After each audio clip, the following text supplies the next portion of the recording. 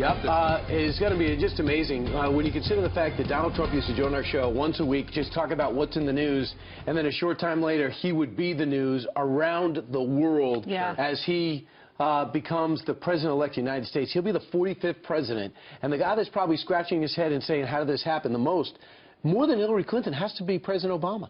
Because he said, don't destroy my legacy. You're leaving me with 54% approval rating. Don't destroy my legacy. Elect Hillary Clinton, and they didn't. Well, people aren't in support of what's going on in the establishment right now. They want change, and they said that loud and clear last night. Now, throughout his campaign, Donald Trump predicted a Brexit election here in the United States. All right, nobody knew it would be bigger than Brexit. But Steve Hilton is a former advisor to the UK Prime Minister David Cameron, and we've been talking to him over the last 2 months, and every single time he says, I see a lot of similarities, even though when Donald Trump had the Billy Bush tape and other things came out that made it look like he was bottoming out, you said that there's something there. Did you really expect this, Steve?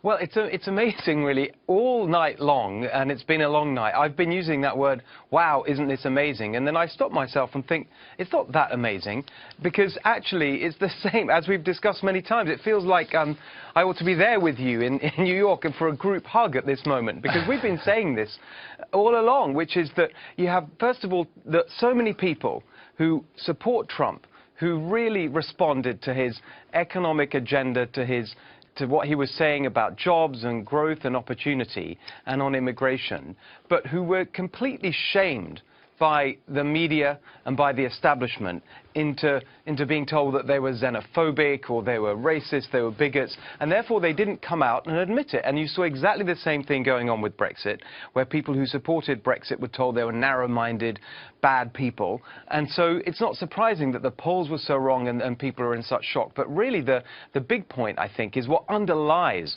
these two things, and it's much, much bigger and more significant what's happened here in America. And that is that for decades now, working Americans have been completely let down by an establishment that has pursued an agenda on globalization and on trade and on the economy that has benefited the very richest, but which has left half of Americans earning less than they did 17 years ago, despite having Republicans in charge or Democrats in charge. It's all been the same to them.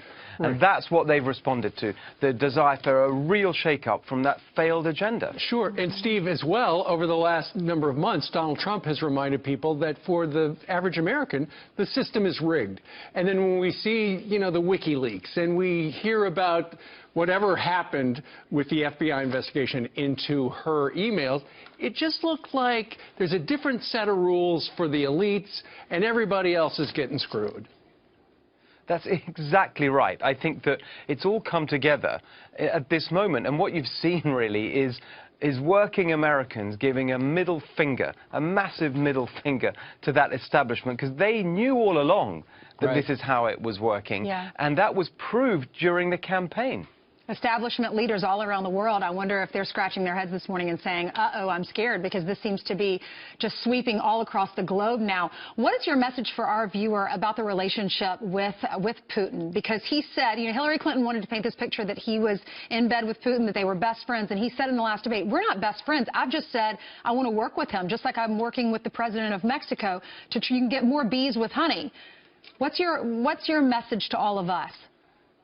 You know that whole argument about Russia really made me very angry, because if you think about who's been making life easier for Putin, it was Obama who was the one that stood by when Putin marched into the Ukraine and did nothing, basically, and actually said as much. Obama said in an interview, well, does anyone really expect us to do anything and to stand up? That's in Europe's backyard. We're not going to respond. So it was on his watch, and when Clinton was Secretary of State, that Putin became this kind of rogue actor on the world stage. And the truth is that leaders like Putin respond to strength.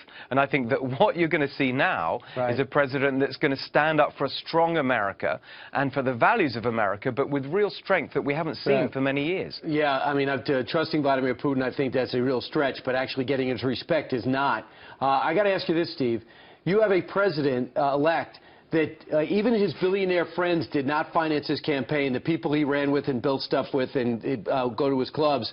Then you have the establishment of the party didn't go to bat for him outside Senator Sessions of Alabama and some others like Mayor Giuliani. He's actually taking the Oval Office and doesn't really owe anyone anything. This is the ultimate freedom agenda for a leader, isn't it? It's exactly right. And what was really interesting during the campaign was that Trump was the one leading amongst small donors. They really responded to him.